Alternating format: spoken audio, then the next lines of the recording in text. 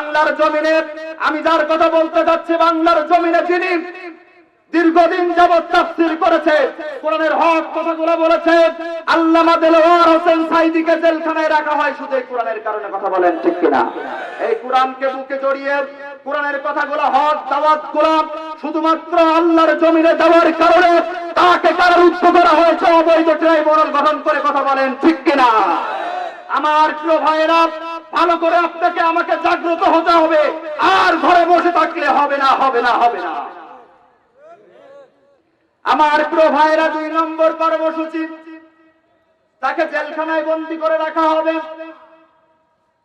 এখনো কোরআনুল কারীমটা যারা সংবিধান হিসেবে পেতে চায়, যারা আন্দোলন করে সংবিধান হিসেবে এই কোরআনটা বাস্তবায়ন করতে চায়, আমার প্রিয় ভাইয়েরা ভালো করে বুঝেন, তাদের উপরেও এই 2 নম্বর কর্মসূচি আসে, জেলখানায় বন্দী করে দেখায়। কথা বলেন ঠিক কিনা?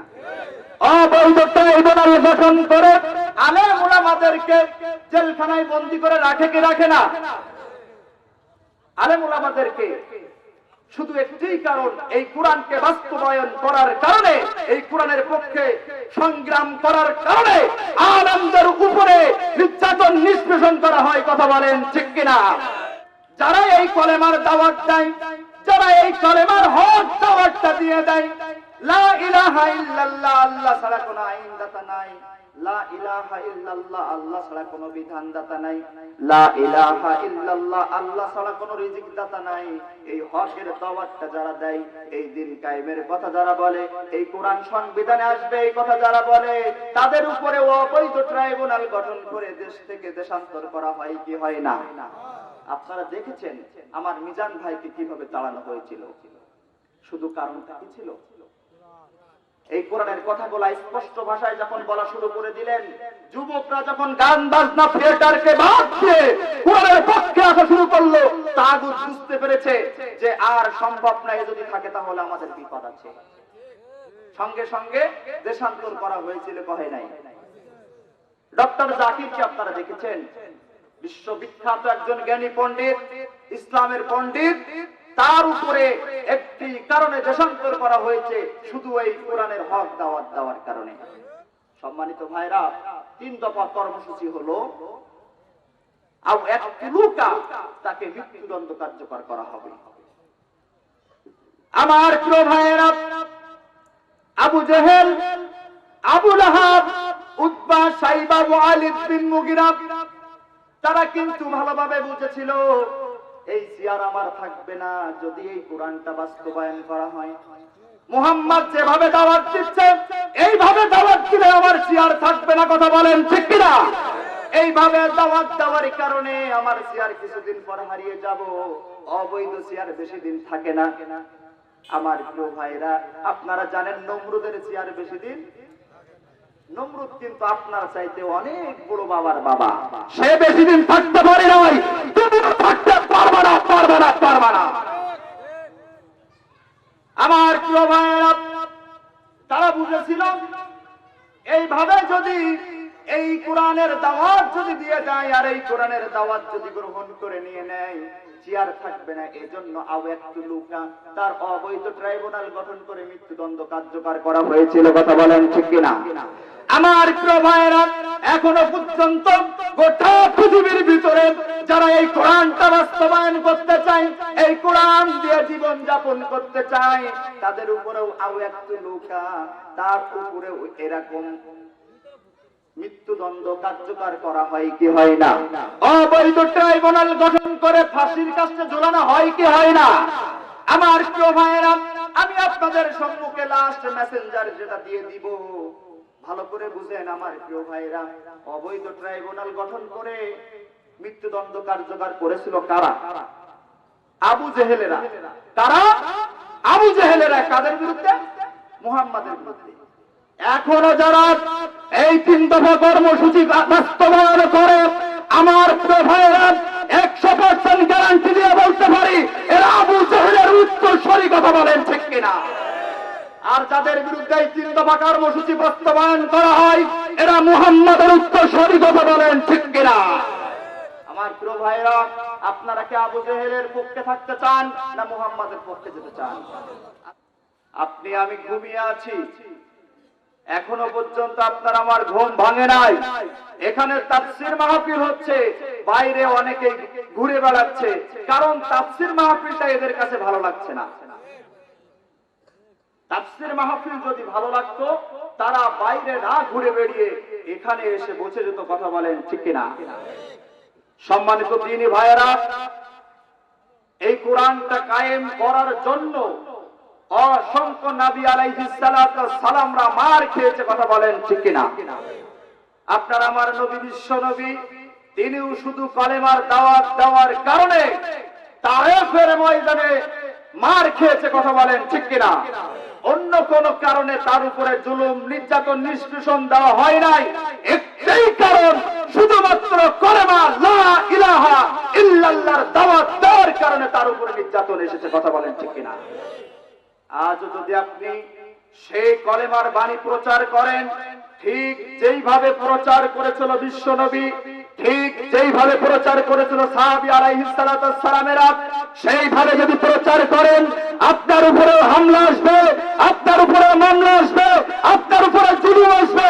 তারপরেও জুলুমকে বাদ দিয়ে আপনাকে আমাকে কোরআন কায়েমের জন্য আন্দোলন করতে হবে। কথা বলেন ঠিক কিনা? জীবন যাবে, পরিবার যাবে, সন্তান যাবে, তারপরেও এই কোরআনের আন্দোলন করা লাগবে কি লাগবে না? প্রিয় মুসলমান ভাইরা, আমার সময় সংক্ষেপের কারণে আমি কোনো ভূমিকা না নিয়ে আপনাদের কাছে প্রশ্ন করতে চাই, রাসূলের রাষ্ট্রের সংবিধান কি ছিল? আরো জোরে বলেন, রাসূলের রাষ্ট্রের সংবিধান কি ছিল? আপনার আমার রাষ্ট্রের সংবিধান কি? আপনার আমার রাষ্ট্রের সংবিধান কোরআন। আপনার আমার রাষ্ট্রের সংবিধান হলো মানব রচিত গ্রন্থ। ভালো করে বুঝবেন, আমার কথা কেউ এদিক ওদিক নেবেন না। আমি কাউকে গালি দিতে এখানে আসি নাই। সাতক্ষীরা থেকে অনেক কষ্ট করে এসেছি, শুধু কোরআনের মূল মেসেজটা আপনাদের কাছে দেওয়ার জন্য এসেছি। সম্মানিত ভাইরা, ভালো করে বুঝবেন, ক্লিয়ার ভাবে বলে দিতে চাই, রাসূলের উম্মত হবে যারা, এই কোরআন দিয়ে রাষ্ট্র চালাবে তারা, আর আবু জাহেলের উম্মত হবে যারা কোরআন বাদ দিয়ে মানব রচিত গ্রন্থ দিয়ে রাষ্ট্র চালাবে তারা। কথা বলেন ঠিক কিনা? সম্মানিত ভাইরা, সম্মানিত পাবনাবাসী, আপনাকে আমাকে ভালোভাবে বুঝতে হবে, এই কোরআনটা কায়েম করার জন্য এই কোরআন বাংলার জমিনে ডাস্টবিনে নিক্ষেপ করা হবে, আর ইমানদাররা ঘরে বসে থাকবে। এটা হতে পারে না, পারে না, পারে না। আমার প্রিয় ভাইরা, এই কোরআন আপনাকে আমাকে কায়েম করা লাগবে কি লাগবে না? রাজি আছি মুসলমান? রাজি আছি তো ইনশাআল্লাহ? আমার প্রিয় ভাইরা, আল্লাহ রাব্বুল আলামিন আপনাকে আমাকে সুন্দর একটা মেসেজ দিয়ে দিয়েছেন। এরকম যখন মক্কার আবু জেহেল, আবু লাহাবরা মদিনার মুসলমানদেরকে ধ্বংস করার ষড়যন্ত্র করতে লাগলো, ধ্বংস করার চক্রান্ত করতে লাগলো, ঠিক তখনই মুসলমানদের দেওয়ালে পিঠ থেকে গেল। আল্লাহ রাব্বুল আলামিন স্পষ্ট ভাষায় মেসেজ করে দিলেন, হে মুসলমানেরা, তোমরা কি করবে তার জন্য আল্লাহ রাব্বুল আলামিন স্পষ্ট একটা মেসেজ করে দিয়েছেন, কি দেন নাই? আল্লাহ রাব্বুল আলামিন বললেন 22 নম্বর সূরা, সূরা হজর 39 নম্বর আয়াত, আল্লাহ রাব্বুল আলামিন বলেন, উযিনা লিল্লাযীনা ইউকাতালুনা বিআন্নাহুম যুলিমু ওয়া ইন্নাল্লাহা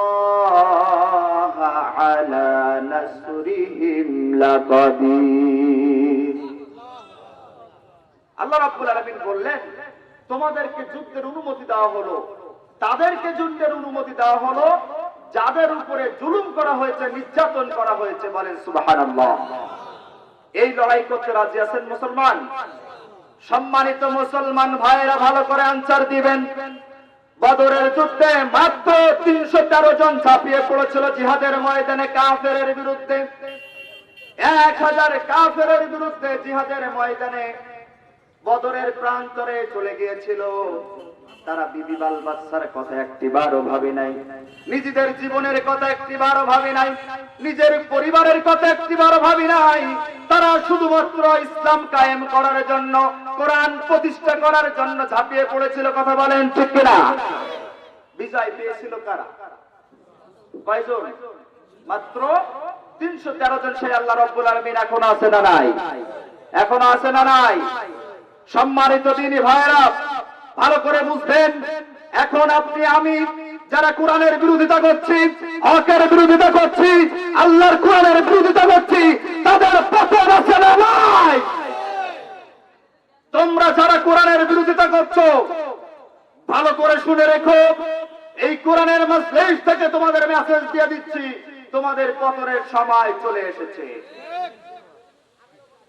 দুইটা দল হয়ে যাচ্ছে, গোটা পৃথিবীর ভিতরে মেরুকরণ হয়ে যাচ্ছে। কয়টা? দুইটা দল হয়ে যাচ্ছে। একটি দল চলে যাচ্ছে শিরকের পক্ষে, আর একটি দল চলে যাচ্ছে তাওহীদের পক্ষে। আপনি কোন দলে থাকবেন? একটি দল চলে যাচ্ছে মূর্তির পক্ষে, আর একটি দল চলে যাচ্ছে মূর্তির বিপক্ষে। কথা বলেন ঠিক কিনা? সম্মানিত ভাইয়েরা, ভালো করে বুঝতে হবে, আপনাকে আমাকে মূর্তির পক্ষে থাকলে হবে না, আপনাকে আমাকে লড়াই করতে হবে যারা মূর্তির পক্ষে, তাদের বিরুদ্ধে। কথা বলেন ঠিক কিনা? তাই জীবন থাক আর যা। আমরা তো দুনিয়ায় এসেছি আরামায়েশ করার জন্য নয়, আমরা দুনিয়ায় এসেছি আরামে ঘুরে বেড়ানোর জন্য নয়, আমরা দুনিয়ায় এসেছি জীবন দেওয়ার জন্য আল্লাহর রাস্তায়। কথা বলেন ঠিক কিনা? আমার প্রিয় ভাইরা, এই পথ অত সহজ পথ নয়, এই জিহাদের পথ অত সহজ পথ নয়। এই জিহাদের পথে আসার সময় বাধা দিবে আপনার ফ্যামিলি, এই জিহাদের পথে আসার সময় বাধা দিবে আপনার পরিবার, এই জিহাদের পথে আসার সময় বাধা দিবে আপনার রাষ্ট্র। সব কিছু ফেলে রেখে একমাত্র আল্লাহর দ্বীন কায়েমের করার জন্য রাজি আছেন কারা কারা? দুহাত উঁচু করে আল্লাহকে দেখা।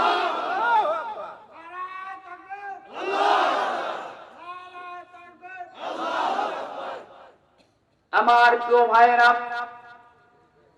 আল্লাহ রাব্বুল আলামিন যে জিহাদটা দিয়েছেন, এই জিহাদটা কেন দিয়েছেন? একটা নষ্ট অংশ অপারেশন করার জন্য, নষ্ট অংশ কেটে ফেলার জন্য আল্লাহ রাব্বুল আলামিন যেই জিনিসটা দিয়েছেন সেটার নাম হলো জিহাদ। কথা বলেন ঠিক কিনা? এই জিহাদের বিরুদ্ধে কথা বলে কারা? যারা রাস্তার রড চুরি করে তারা। এই জিহাদের বিরুদ্ধে কথা বলে কারা? অন্যায় ভাবে যারা চেয়ার দখল করে আছে তারা। কথা বলেন ঠিক কিনা? এই জিহাদকে জঙ্গিবাদ বলে তারা। ক্ষমতা চলে যাবে এই ভয় করে যারা। কথা বলেন ঠিক কিনা? জিহাদ কখনো জঙ্গিবাদ হতে পারে না। জিহাদ হলো যেমনি ভাবে সালাত কায়েম করা ফরজ, যাকাত আদায় করা ফরজ, হজ করা ফরজ, তেমনি ভাবে জিহাদ হলো ফরজ। কথা বলেন ঠিক কিনা? আজ কাশ্মীরে নির্যাতন করা হয়, ফিলিস্তিনে নির্যাতন করা হয়, এতে কোন প্রকার মানবাধিকার লঙ্ঘন হয় না। কথা বলেন ঠিক কিনা? আপনারা দেখেছেন ব্যামিনিয়ানে যখন মূর্তি ভাঙা হলো, সারা মিডিয়া তোলপাড় হয়ে গেল, কারণ মানবাধিকার লঙ্ঘন হয়েছে। একই আফগানিস্তানে মুসলমানদের উপরে কাফেরের বাচ্চারা পারমাণবিক বোমা নিক্ষেপ করে ধ্বংস করে দিল 300 শিশুকে। আপনারা জানেন এখানে মানবাধিকার লঙ্ঘন হয় নাই, কারণ এরা হলো মুসলমানের সন্তান। কথা বলেন ঠিক কিনা? শুধুমাত্র মুসলমানের সন্তান হওয়ার কারণে এখানে মানবাধিকার লঙ্ঘন হয় নাই। মানবাধিকার লঙ্ঘন হয় তখন মুসলমান বাঁচার জন্য জিহাদ করে তখন। কথা বলেন ঠিক কিনা? আমরা মুসলমানেরা আর ঘরে বসে থাকবো না। ভালো করে বুঝেন, এখন মেরুকরণ হয়ে যাচ্ছে। এই মেরুকরণের পক্ষে একটি দল চলে যাচ্ছে ইব্রাহিমের পক্ষে, আর একটি দল চলে যাচ্ছে নমরুদের পক্ষে। কথা বলেন ঠিক কিনা? একটি দল চলে যাচ্ছে আবু জেহেলের পক্ষে, আর একটি দল চলে যাচ্ছে মুহাম্মাদের পক্ষে। একটি দল চলে যাচ্ছে ইসলামের পক্ষে, আর একটি দল চলে যাচ্ছে কুফফারের পক্ষে। একটি দল যাচ্ছে আল্লাহর পক্ষে, আর একটি দল সংগ্রাম করছে শয়তানের পক্ষে। কথা বলেন ঠিক কিনা? আপনি এখন কোন দলে থাকবেন ডিসিশন নিতে হবে। কোন দলে থাকবেন এটা ডিসিশন আপনাকে নেওয়া লাগবে কি লাগবে না? আপনারা কোন দলে থাকতে চান, তাওহীদের পক্ষে না তাওহীদের বিপক্ষে? মূর্তির পক্ষে না মূর্তির বিপক্ষে? আমার প্রিয় ভাইয়েরা ভালো করে বুঝেন, আল্লাহ রাব্বুল আলামিন কোরআনুল কারীমের ভেতরে মূর্তি হারাম করেছেন কি করেন নাই? কোরআনুল কারীমের ভিতরে আল্লাহ রাব্বুল আলামিন মূর্তিকে হারাম করেছেন। এই মূর্তিটা যারা বৈধ বলে চালিয়ে দেয় আল্লাহর বিধানটাকে বাদ দিয়ে, আল্লাহ যে বিধান দিয়েছেন এই বিধান ভালো লাগে না, এই বিধানটা বাদ দিয়ে মূর্তিকে বৈধ বলে চালিয়ে যাচ্ছে, তারা মুসলমান না কাফের? কথা কয় না মুসলমান। আমার প্রিয় ভাইরা ভালো করে বুঝেন, আমি কেন কাফের বলছি? শয়তান যখন, ভালো করে বুঝেন, ইবলিসকে যখন আদমকে সিজদা করার কথা বলা হলো, আদমকে সিজদা করার কথা বলা হলে শয়তান ইবলিস কি বলেছিল? আমি আদমকে সিজদা করতে পারবো না, কারণ আদম হলো আমার চেয়ে নিকৃষ্ট, আমার চেয়ে নিচু, আমাকে তৈরি করেছেন আপনি উৎকৃষ্ট পদার্থ দিয়ে, আগুন দিয়ে, নূর দিয়ে, আর আদমকে সৃষ্টি করেছেন মাটি দিয়ে, অতএব আদমকে আমি সিজদা করতে পারবো না, আদম আমাকে সিজদা করবে। বলেন না আউযুবিল্লাহ। আল্লাহর সাথে সর্বপ্রথম যুক্তি দেখিয়েছিল কে? কে দেখিয়েছিল? এখনো যারা আল্লাহর বিধানে যুগে চলে না, মজ্জুর বিধানে যুগে চলে না, জেনার বিধানে যুগে চলে না, চোরের বিধানে যুগে চলে না, এরা মুসলমান নয়, এরা কাফের, কাফের, কাফের। ইবলিস কি মুসলমান? কয়টা আইন অমান্য করেছে? আরো জোরে চিল্লায় বলেন কয়টা? একটা আইন অমান্য করার কারণে ইবলিস কি মুসলমান আছে? যদি মুসলিম দাবি করে তাহলে সে মুরতাদ হয়ে যায়। কথা বলেন ঠিক কিনা? আল্লাহ রাব্বুল আলামিন বলেছে, ওয়ালা তাকরাবুজ জিনা, তোমরা জেনার ধারের কাছে যেও না। আমার প্রিয় ভাইয়েরা, এখন পতিতালয়ের লাইসেন্স দিয়ে বিভিন্ন জায়গায় যারা পতিতালয়ের লাইসেন্স দিয়ে দিয়েছে, জেনাকে হালাল করে দিয়েছে, এরা মুসলমান না কাফের? জোরে চিল্লায় বলেন মুসলমান না কাফের? আমার প্রিয় ভাইয়েরা, মদকে হারাম করেছেন কে? জোরে বলেন মদকে হারাম করেছেন কে? মদ হারাম করেছেন আল্লাহ রাব্বুল আলামিন। এই মদের লাইসেন্স দিয়ে বিভিন্ন জায়গায় মদের দোকান যারা খুলে দিয়েছে, এরা মুসলমান না কাফের? আরো জোরে চিল্লায় বলেন এরা মুসলমান না কাফের? কাফেরের সাথে সম্পর্ক আমরা রাখবো? আরো জোরে চিল্লায় বলেন কাফেরের সাথে সম্পর্ক আমরা রাখবো? জীবন যাবে, সংসার যাবে, বিবি যাবে, তারপরেও কাফেরের সাথে সম্পর্ক রাখবো না, রাখবো না, রাখবো না। আমার প্রিয় ভাইয়েরা ভালো করে বুঝেন, চোরের হাত কাটার বিধান দিয়েছেন কে? চোরের হাত কাটার বিধান দিয়েছেন আমার আল্লাহ। আমার আল্লাহর বিধান থেকে বাদ দিয়ে যারা নতুন করে বিধান তৈরি করলো, আল্লাহর বিধানটা একেবারে বাদ দিয়ে নতুন একটা বিধান তৈরি করে বলল আল্লাহর বিধান এ যুগে চলে না, এটা যারা মনে করে, এটা যারা সংশোধন করলো, তারা মুসলমান না কাফের? আরো জোরে চিল্লায় বলেন মুসলমান না কাফের? আমার প্রিয় মুসলমান ভাইরা, এই কাফের বিরুদ্ধে আপনাকে ভূমিকা নিতে হবে। আপনি এবং কাফের যদি একসাথে একতাবদ্ধ হয়ে বন্ধুর মতো থাকেন, তাহলে আপনি প্রকৃত অর্থে ঈমানদার নয়। ভালো করে বুঝেন আমার প্রিয় ভাইরা, এই কাফেরের বিপক্ষে কথা বললে আপনাকে 3 দফা কর্মসূচি করা হবে। কয় দফা? কয় দফা? লিসবিতুকা, লিখরিজুকা, আও ইয়াকতুলুকা। ভালো করে বুঝেন, এই কাফেরদের বিরুদ্ধে কথা বললে আপনার উপরে সর্বপ্রথম যে কার্যকর হবে, দেশ থেকে বহিষ্কার করে দেওয়া হবে। আমার প্রিয় ভাইরা, দারুন নদওয়ার অবৈধ ট্রাইব্যুনাল গঠন করে মুহাম্মাদের বিরুদ্ধে, মুহাম্মদ যখন কলেমার দাওয়াত দিল, লা ইলাহা ইল্লাল্লাহ, আল্লাহ ছাড়া কোনো আইনদাতা নাই, লা ইলাহা ইল্লাল্লাহ, আল্লাহ ছাড়া কোনো বিধানদাতা নাই, লা ইলাহা ইল্লাল্লাহ, আল্লাহ ছাড়া কোনো রিজিকদাতা নাই, লা ইলাহা ইল্লাল্লাহ, আল্লাহ ছাড়া কোনো আইনদাতা নাই। এই কথা বলার সাথে সাথে আবু জেহেল, আবু লাহাব সহ্য করতে পারে নাই। পেরেছিল? পেরেছিল? আবু লাহাব, উতবা, সাইবা, ওয়ালিদ বিন মুগিরা তারা কি করলো? দারুন নদওয়ার অবৈধ ট্রাইব্যুনাল গঠন করে মুহাম্মাদের পক্ষে, মুহাম্মাদের বিপক্ষে 3 দফা কর্মসূচি করেছিল। কয় দফা? জোরে চিল্লায় বলেন কয় দফা? এই 3 দফা কথা বলে আমি শেষ করে দিব। শুনতে রাজি আছেন মুসলমান? প্রথম হলো তাকে দেশ থেকে ফারিক করে দেওয়া হবে। এখনো দেখবেন